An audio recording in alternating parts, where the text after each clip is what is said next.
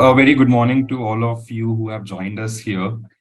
And the agenda for today's discussion is mostly we will focus a lot on security certifications and how they exactly help you in moving your career trajectory forward in terms of a security role in an industry.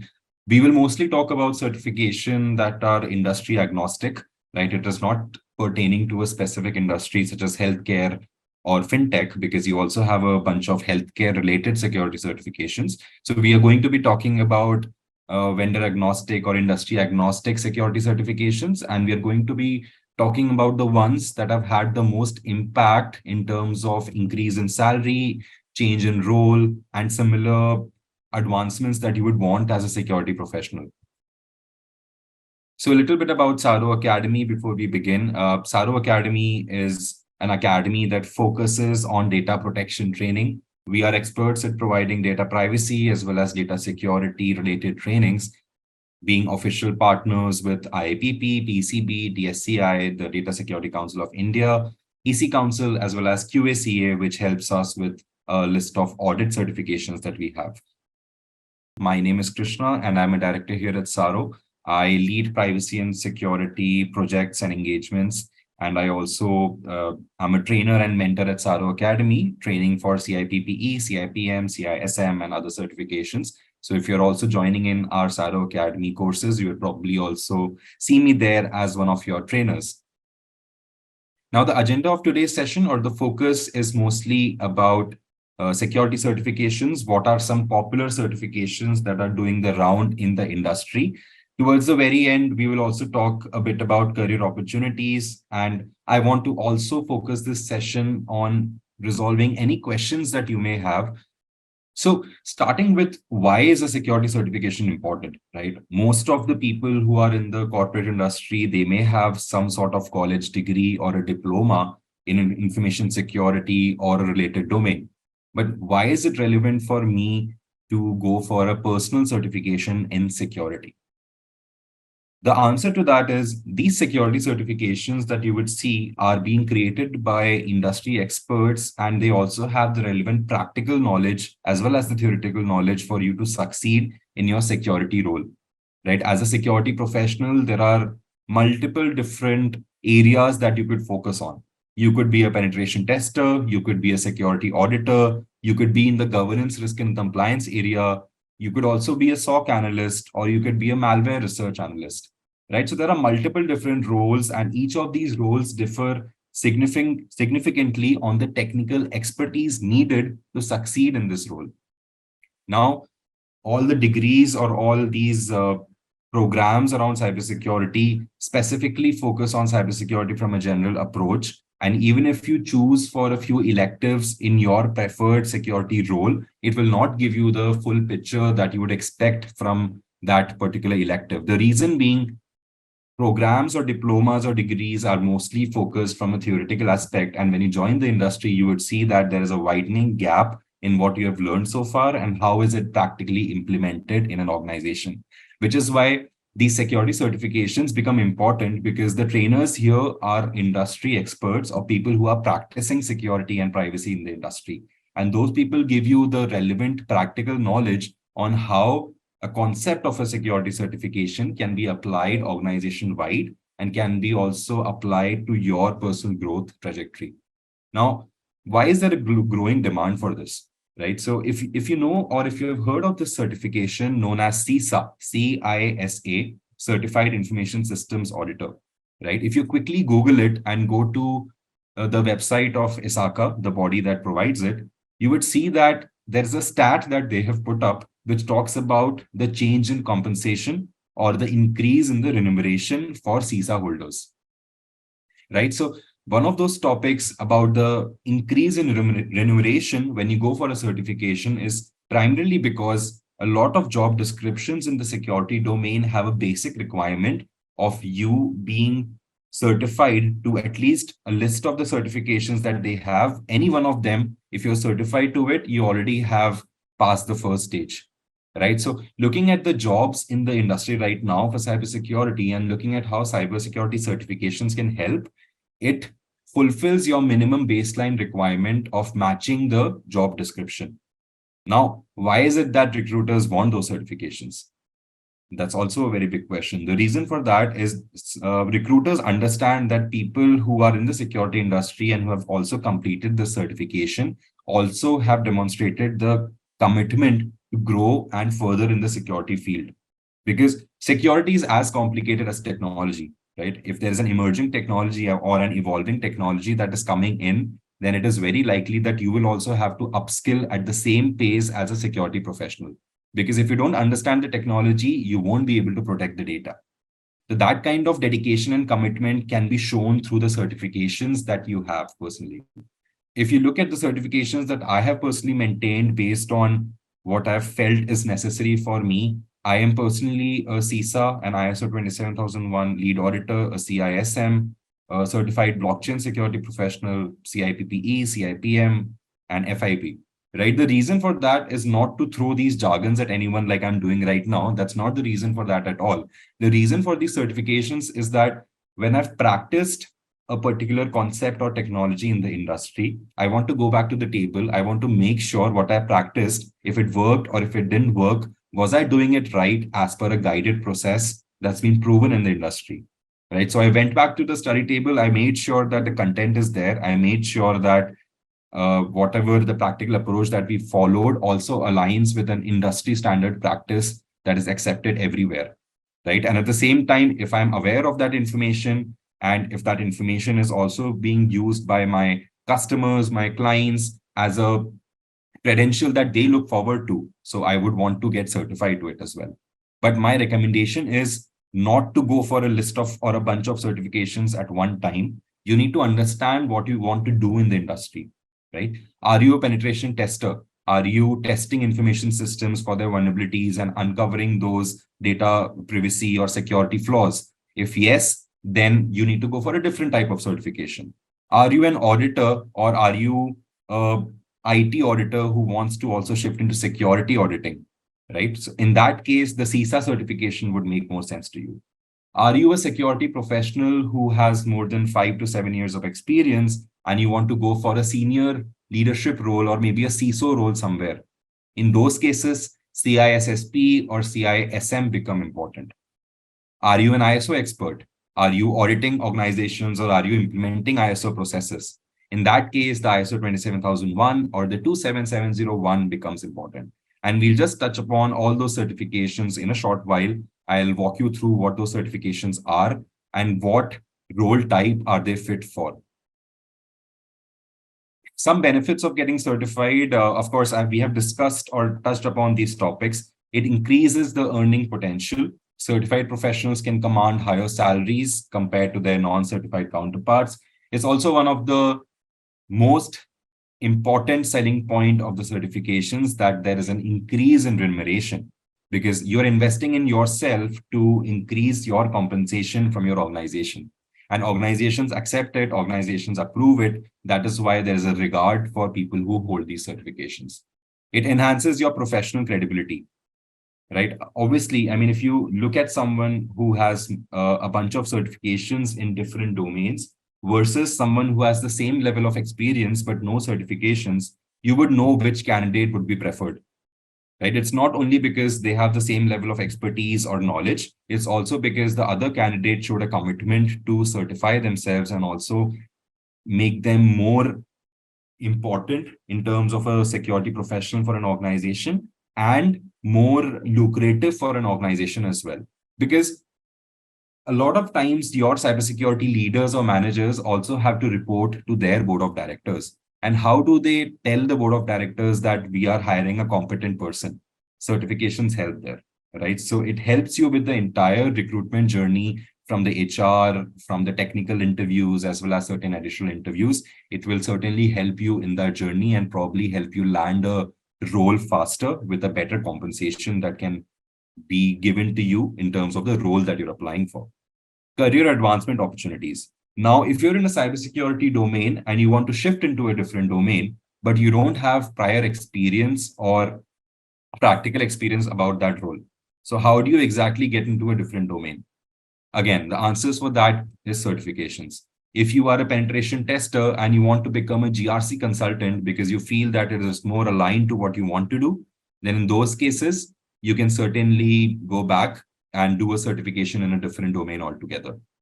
Right. So those are some of the helpful activities that you can do. And that also helps increase your overall compensation, your overall credibility. And at the same time, it helps you get those career advancement or career switching opportunities. Sure. So I'll also touch base upon the popular certifications that you would see these days and the ones that we as an organization can also offer. We offer trainings on and certifications on ISO 27001 lead auditor, ISO 27701 lead auditor, which is a PIM standard. The reason we have put this as a part of security as well is because 27701 acts as an extension to 27001, which means that you will have to understand 27001 to understand the PIM standard, which is 27701. Right. So these certifications are inextricably linked. So you will have to understand both to understand either of them. Then we look at certified ethical hacker. This is one of the entry-level certifications that a lot of security engineers or people who want to get into technical security roles usually go for, or people who want to get into security consulting. Right. Certified ethical hacker has a very good curriculum in terms of understanding different technical security concepts, as well as it gives you a practical exposure to actually hacking vulnerable systems. Right. There is a lab in the CEH course that allows you to try or simulate how an attack can be planned for an information system, and how can you create a report from the starting phase of reconnaissance to the ending phase of report generation. It talks about everything. So any technical security roles that you would want to get into, this is one of the certification that you can explore. Now, if you're an auditor, or if you have been auditing IT systems, or if you have been auditing, conducting statutory audits or maybe different type of audits, and you want to get into the security auditing, then CISA is a brilliant certification. And CISA is one of those certifications that is widely regarded as a proven certification to improve the compensation that you have as an individual. On the ISACA website, you will see it there. It has been talking about a stat on how much increase CISA certified professionals have seen after gaining the certification. So if you're getting into the auditing field and you want to understand how to audit systems better, CISA is also a brilliant certification that you can explore. Now, looking at the last one, the CISM, or a Certified Information Security Manager. The first batch that we conducted for CISM, I was the trainer there, and a lot of individuals that joined in, they had a similar concept of getting into senior or managerial or leadership roles in security.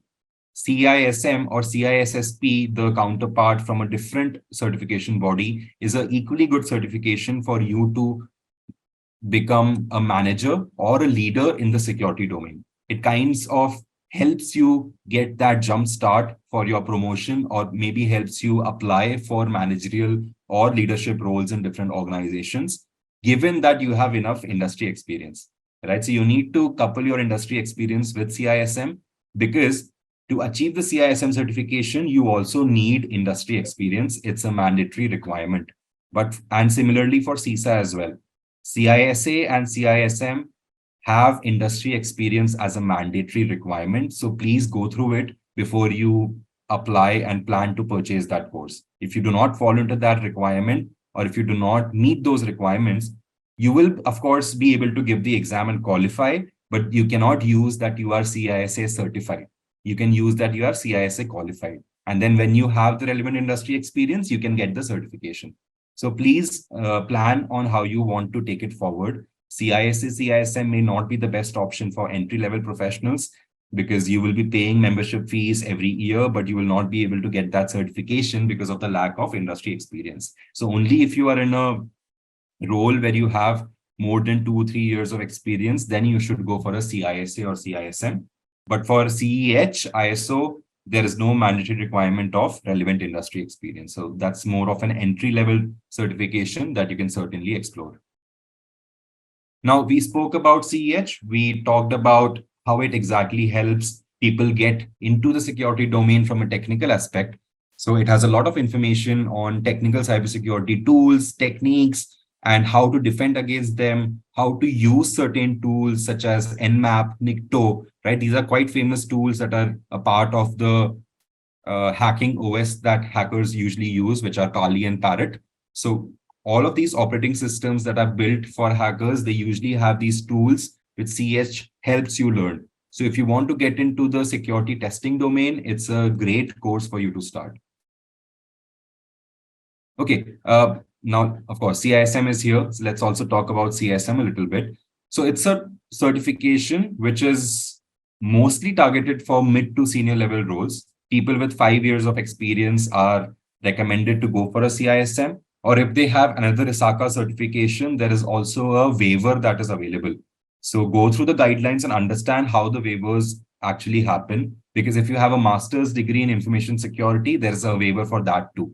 So when you're going through these certifications, please go through all of that information on whether you can waive off certain experience requirements there or not, right? So it's quite important for you to understand. But CISM is mostly for security managers or chief information security officers, security leaders, technical security leads, right? It will help you manage a security program, manage a team, what are the metrics that you need to use, how to build processes, and how to align your process with an enterprise-wide organizational policy. All of those activities are what CISM will specifically teach you. It focuses on incident management, it focuses on governance, focuses on risk assessment, and focuses on auditing as well. So it touches base upon major GRC as well as technical security related curriculum, and it will help you manage different programs or manage different projects as a security manager. Now, there is a 4-hour 150 question exam for CISM, which I personally feel is not very complicated, because if you go through the content well and if you go through the videos, you would not face a challenge with the examination at all. So that's there, and it's a certification that most professionals go for when they want to get into leadership roles in the security domain. The ISO 27701 lead auditor, I have discussed upon this as well. It focuses on privacy and managing a privacy system. The difference between every certification that you would see is the certification body and the curriculum. In terms of importance or reputation, ISACA, ISC Square, both are equally reputed bodies. The certifications that they provide are really well drafted and really well, really good trainers that actually give out those knowledge. So if you really want to understand which certification is best for you, my personal recommendation is to align yourself with the security function that you want to currently practice. Is it incident response? Is it GRC? Is it auditing? So pick that first, then see which certification suits well for you. Because I've seen a lot of people who have done certifications on risk assessment, but they're not doing risk assessments anymore. So might as well, at least identify whether putting in those many funds for a certification is actually required, or is it something you're doing just because of the fear of missing out. So let's avoid that, and let's make sure that you're aligning it to your actual daily operations or your future goal in terms of security. Now, 27701 is a lead auditor course. It helps you understand how to audit an organization that follows the ISO 27701 standard, and what are the requirements that you have to mandatorily take care of when you are auditing an organization based on the standard.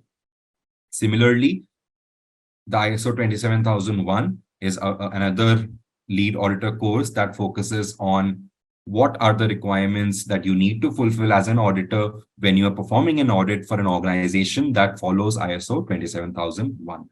Now, the different roles that you would see in the industry could be a CISO, a security manager, a SOC analyst, a SOC lead, threat intelligence, malware researcher, security researcher, and don't just go by the designation. Always read the job description, right? Because security manager can also be a technical role. It could also mean a product security manager. It could also mean multiple different things for different organizations. So don't just go by the designation. Please go through the entire job description, the experience requirement, the certification requirement, and if the certification is preferred or is it mandatory or good to have. Right. So understand that, go through the JD and understand what the requirements are, and then align yourself with that job role or the designation. because you would have to select very carefully into the roles that you want to pursue as a security professional. Ending up in the wrong business function in cybersecurity may not be a very good advice, especially because it will not give you that satisfaction that security professionals usually get through their job roles. So please align yourself with the JD really, really well. Right. And of course, there's also a limited time offer that we are offering on these courses, and might sound like a sales pitch as well, but I want to particularly focus and highlight that we have been doing these trainings because we are ourselves practicing it, right? If you look at Tsaaro Academy and Tsaaro Solutions focuses on the consulting practice that we have here. And we have been working with a lot of organizations that are working on cutting edge technologies such as AI, blockchain, as well as the existing infra that we have. So we are actually practicing what we are teaching at Tsaaro Academy, and there is a limited time offer that we have that I believe my colleague would have also put in. So you can use the link and use it to register if you're interested and want to learn more about these certifications and how can you take it forward and what exactly is a part of the course that we offer, and what sets us apart, why Tsaaro Academy. Right. So with that, I'll close this webinar, and I'll also be very happy to respond to any of the questions you have around cybersecurity or any of the certifications that we have discussed so far. So feel free to reach out to me, and thank you, everyone. Thank you so much for joining this session. And I hope you have a brilliant week ahead. Enjoy your weekend. Bye-bye.